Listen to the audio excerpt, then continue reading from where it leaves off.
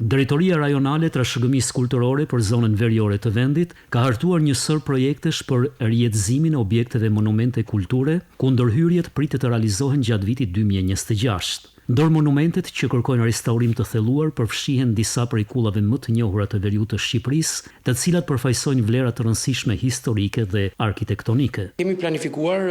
bashkë edhe me Ministrinë e Kulturës dhe GIZ-in ndërhyrjen në rijetëzimin e disa prej kullave në pjesën verilindore të vendit, në qarkun Kuks, siç janë banesa kulla Salimani, kulla Mitsokoli, kulla Halit Çeleposhi, pra kanë nevojë për restaurim dhe potencialisht për të rijetëzuar si kulla për të kthyer në një turizëm kulturor për atë zonë. Po gjatë këtij viti restaurimit pritet i nënshtrohen edhe disa prej shtëpive më karakteristike të qytetit të Shkodrës, të cilat prej vitesh ndodhen në gjendje të amortizuar dhe kërkojnë ndërhyrje emergjente për ruajtjen e tyre. Ne kemi evidentuar disa nga banesat në qytetin e Shkodrës, siç është banesa Lluja, banesa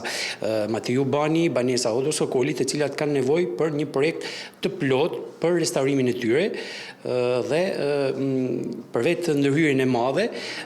vlera e investimit do të jetë shumë e lartë, çka DRTK Shkodër nuk mund ta mbulojë dhe do kërkojmë mbështetjen nga Ministria e Kulturës. Një tjetër projekt i rëndësishëm i Drejtorisë Rajonale të Trashëgimisë Kulturore në Shkodër për vitin 2026 është edhe ai për rijetëzimin e Kalasë Rozafës. Projekti synon përmirësimin e disa aspekteve kyçe të këtij siti të rëndësishëm historik dhe turistik.